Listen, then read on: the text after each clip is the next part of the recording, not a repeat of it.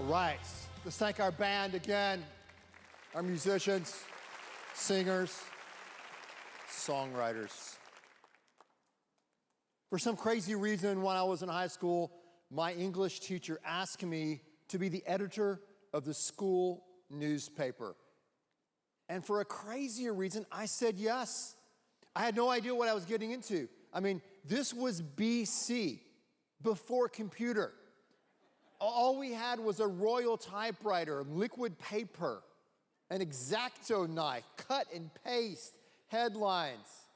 It was a horrific job, and we had to put out a paper every single month. I have no idea why I said yes, but it was quite the journey. And one of the things that we had at our school paper, a lot of you you don't even know you don't even know what this is. We had something called a dark room. What's a dark room, Daddy? A dark room is where you go, and once you take a photograph, I know you find this hard to believe, you have to send it off to a place, or you used to have to go through treatment to get developed. That's what a dark room was, okay? You didn't have the old Samsung or the iPhone 10. You can take it and doctor it, and bingo, Neo Polaroid, it's right there for you to look at. That didn't exist. So we had a dark room. I knew nothing about dark rooms. I knew nothing about photography, but I was the editor, and I had to go into the dark room and somehow learn, if you would, I don't think I ever did, how to develop a picture. You went into the dark room, which was a closet offside of the classroom. It wasn't official. And we would put those kind of white sheets of paper that we had taken out of the camera, I guess it was the film or something, and put it in that really smelly chemicals, and we'd wait in the dark room, and we never knew how the picture was going to turn out. We just didn't. I thought about that, and it's interesting how life can kind of be like a dark room in a sense. In other words, at different stages and times of our life, we go through a dark room. There's a dark room of uncertainty, not knowing what's going to happen next week, next year, in the future. There's the dark room of unfairness. Life is unfair. It's unjust. There's the dark room of loss. Saying goodbye to a loved one, to a close friend, to a city, a town, a job, a school. There's loss. There's also the dark room of change, where life is not like it used to be and your circumstances have changed. It's difficult to make it through the dark rooms of life. It's challenging to make it through the dark rooms of life. So how do we do that? Well, what I want us to do is what we started to do last week when Gary talked. Let's consult an expert. Let's find someone who has a PhD, not just academically, but someone who has actually been able to make it through and not only survive, but to thrive in the dark room experience. And the guy that I'm talking about is the guy by the name of Joseph. Joseph, what a guy, what a story, what a man. Someone who knows how to navigate the challenges, the uncertainties, and injustices of the dark room. Well, his story, to bring us all up to speed, we know Joseph started off, had a prosperous job in the family business, things were looking good. His brothers betrayed him. They throw him into a dark room known as a pit. They sell him into slavery. He's shipped off, human trafficking, to a foreign land, into Egypt. There he starts working at Potiphar's house. And while he's at Potiphar's house as a slave, he rises his way through the ranks. He's a man of action. And pretty soon, Potiphar puts him in charge of everything. And things are kind of looking a little bit better for Joseph. He's still in the dark room, but at least he's leading, using his gift. He's in charge. And everything is great until he encounters the real housewives of Egypt. Potiphar's wife. a little crazy and a little mean.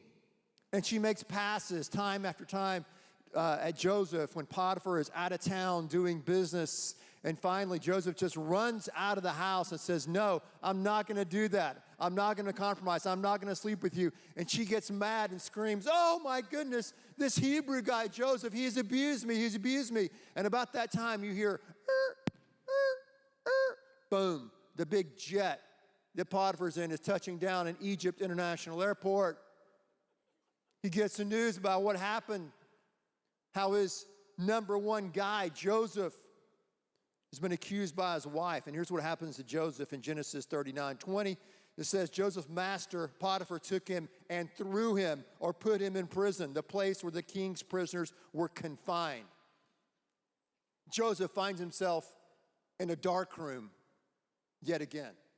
His circumstances have changed. He has no idea what the future really holds for him. He has been unjustly accused in a bitter way. He did the right thing, yet experienced paradoxical negative consequences. But while Joseph was in prison, while he was in the dark room, what did he do? He said, hey, I'm going to go to work.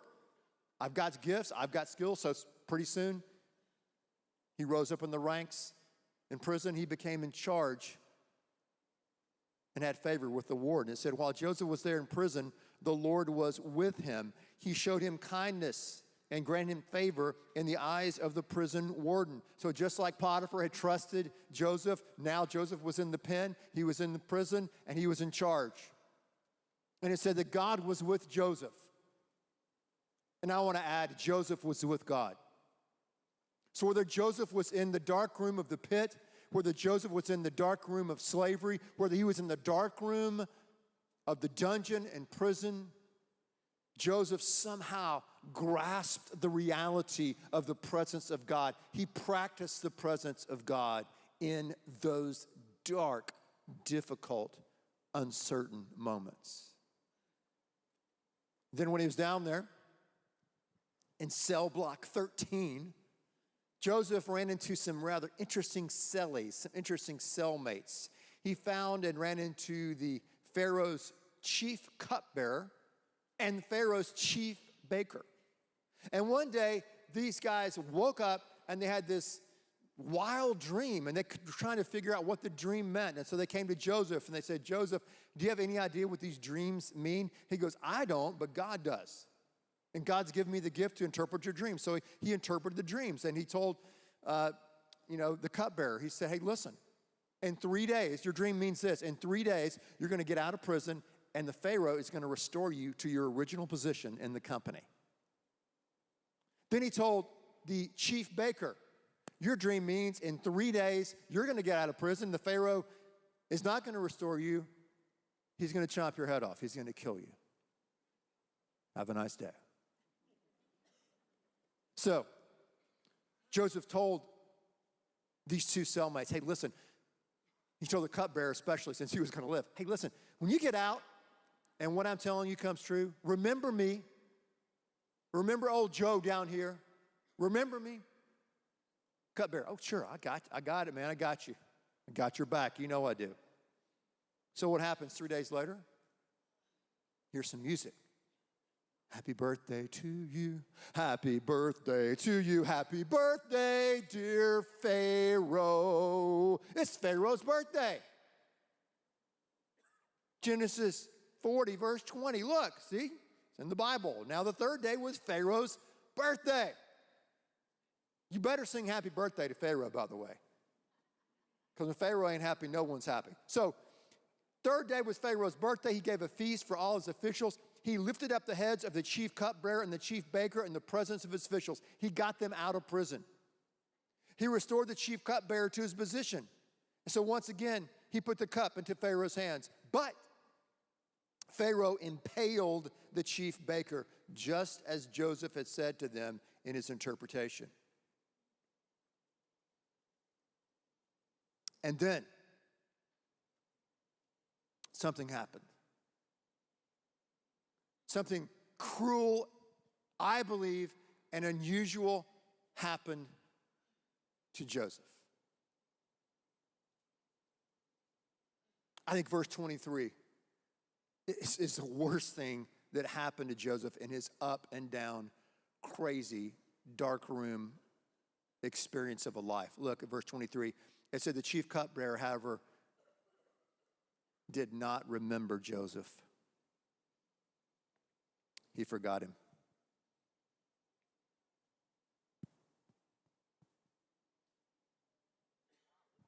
You ever been in a darkroom experience before? I mean, things are really bad. Massive uncertainty, injustice, pain, suffering, loss, changing circumstances, all these things. And these things are just caroming down on you. And then to add insult to injury, you go to your mailbox and you're getting audited by the IRS. To me, this is Joseph's IRS audit, right? I mean, if I was been in his shoes, I would have said, really, God? After all this? After all I've been through? I've been trusting you in the dark. I've been following you. I know that you're with me. I'm with you. And now this idiot, the cupbearer, forgets me?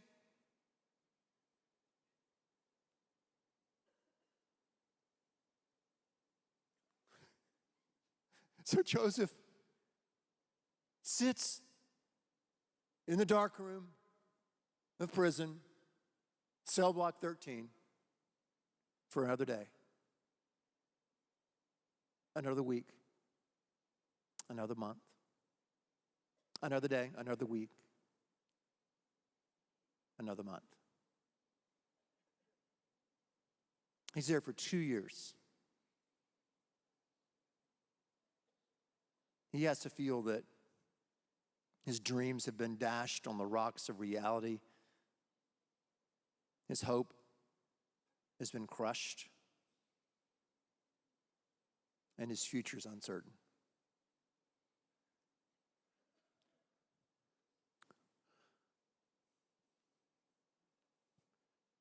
I keep asking myself the question, how did he do it?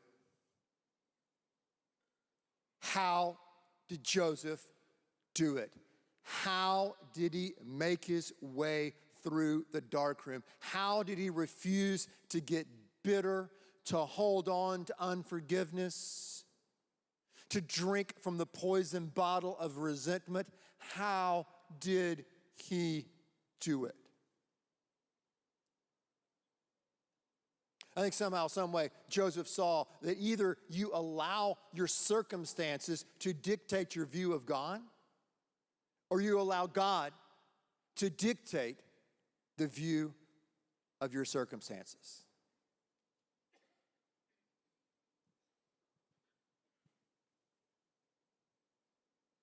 Somehow, some way, Joseph had a trust without borders. Somehow, some way, as we were just singing, he knew that connecting with God and practicing his presence and trusting in him even in the dark would make him brave and strong. He knew that no matter where he was going to go to work, use his gifts, use his skill, and trust God with the outcome and the rest, because he didn't know how the picture would turn out. He didn't run from the darkness. He didn't run from the pain. He embraced it. I like what Eugene Peterson said. He said, pain entered into, accepted, and owned can become poetry.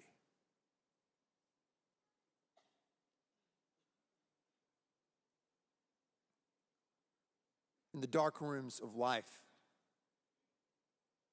the dark room of change and loss, the dark room of unfairness and uncertainty,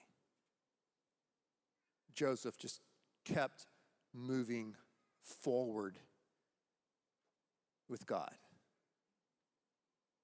He kept holding on to God, and he knew that God was holding on to him. And I'm sure for Joseph, this had to be a daily, going to God, a daily turning over his plans to God, a daily surrender, a daily trust that God is still working in my life, even in the dark room. Even when it looks like I've been forgotten.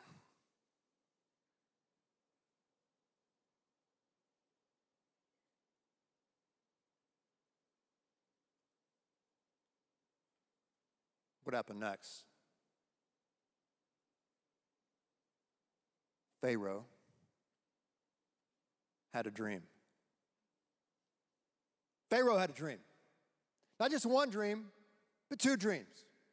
And he started, yelling around the office and around the palace, what do these dreams mean? And so he talked to his cabinet, he talked to his lobbyists, he talked to his think tank, he consulted all the experts, he even went to the psychics and all that, and no one can tell him what this dream meant. And then, finally, Mr. Genius himself, the cupbearer, spoke up. Oh, well, I remember this guy in prison with some guy could interpret dreams. He interpreted my dream. Well, what was that fellow's name? Jack? John? Josephus? What? Joseph, that's it. It's Joseph. See if he's down in the prison still. So, finally, cupbearer remembers Joseph. He's down there rotting away in the dark room of prison. Inmate number 46721, please present yourself. So they get Joseph out of the pen, they shave off his beard, they get him a haircut, they get him some clothes, and then he is standing before Pharaoh himself.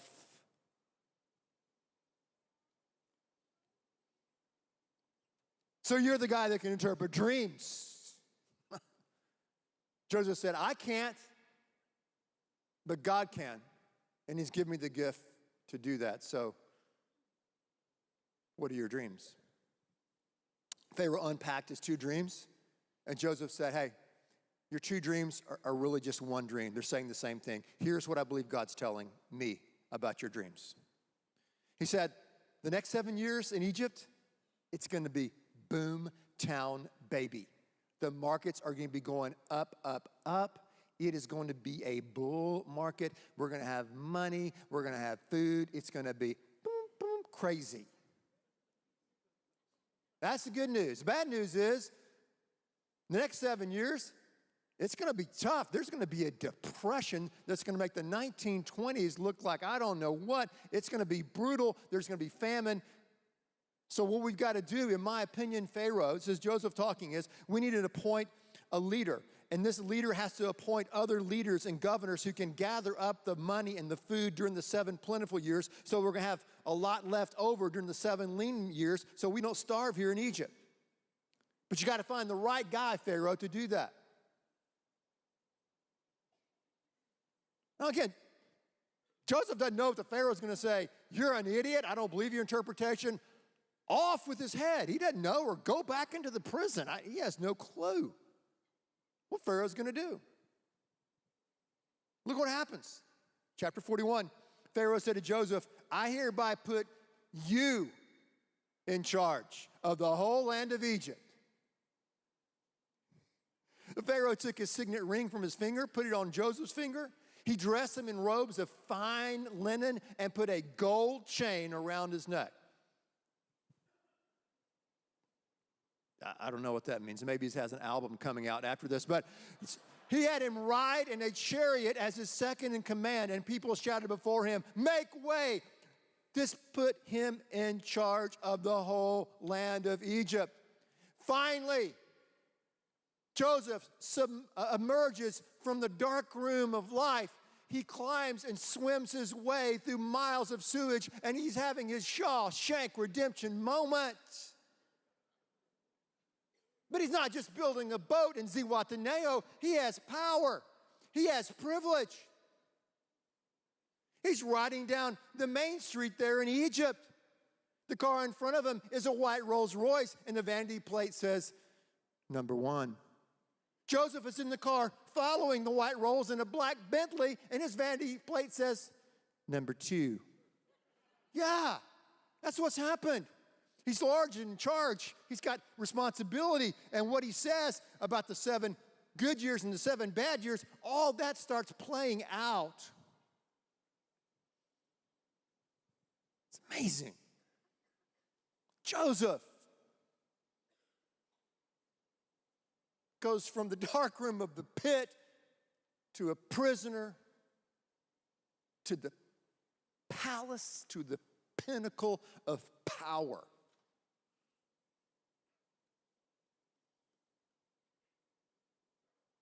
But you know what? Life was good for Joseph. He gets married. He has 2 sons. He has several homes. He's got several luxury cars. But you know what? It still gets dark at night in the desert. And when the sun would go down there over the Nile River, and Joseph would toss and turn and sleep at night, he would go outside on his veranda, and the wind would blow on him. And in the darkness of the night, in the darkness of success and notoriety and power and prestige, Joseph would look out over the desert, longing, aching for home.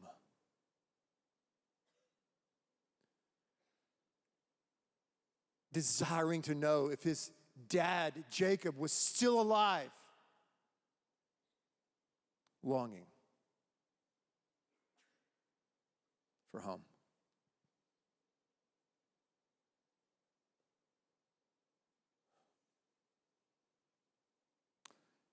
But as faith would have it, he's in the office someday and he hears a ruckus outside, and he looks down out of his palatial office and he sees about 10 street people, beggars, banging on the door of his office, and he's wondering what's going on. He inquires about these beggars. They're from Canaan, Joseph's homeland. And he looks closer and he realizes the 10 beggars are not beggars. They're his brothers. The brothers that betrayed him.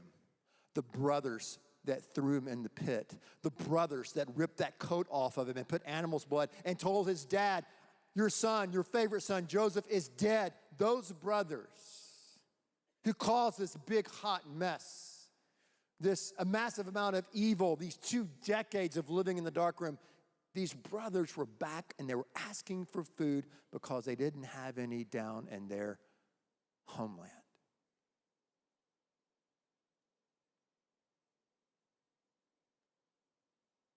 What does Joseph do? Wow, finally, I've got these guys. I'm going to mess their world up. I'm going to exact revenge and pain. I'm going to bring the pain on them. It's not what he does. It's not what Joseph does. Instead, he weeps. He cries. He weeps. He cries. This powerful leader weeps and cries and weeps and cries. John Ortberg says he's the biggest crybaby in the Bible. I don't know, but he's moved with compassion. He doesn't tell his brothers who he is. His brothers see Joseph. They don't recognize him. It's been almost 20 years. Finally, he can take it no longer, and he reveals himself to his brothers because he wants to know the answer to one question. Is my dad still alive?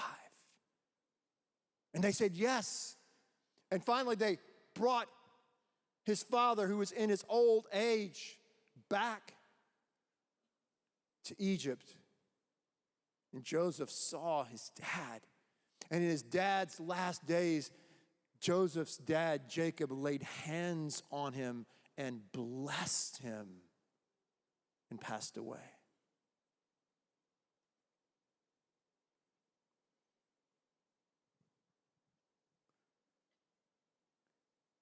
Then you think it's over.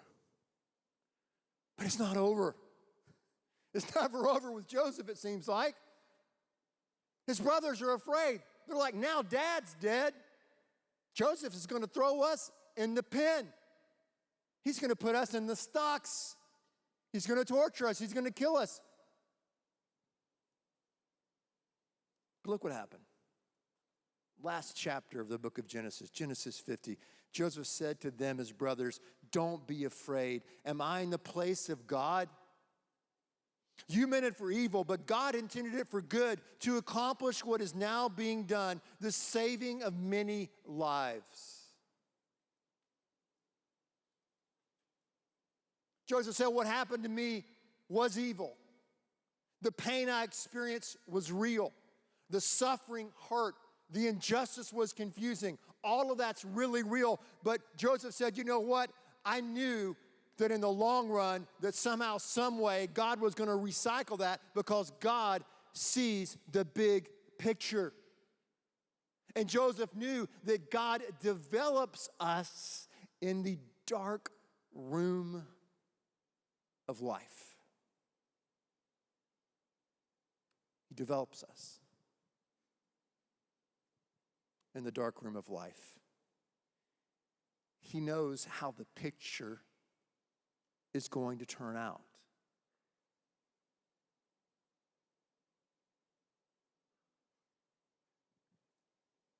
We don't know.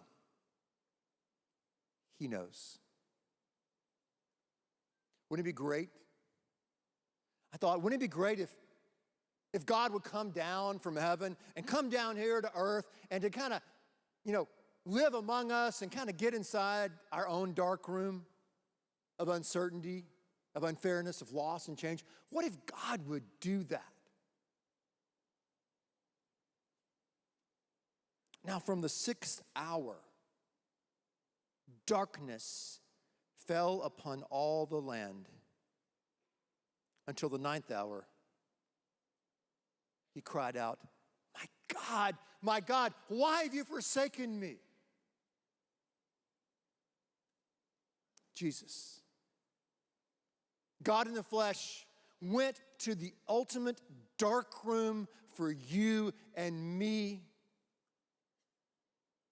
that we might be forgiven, that we might be accepted, that we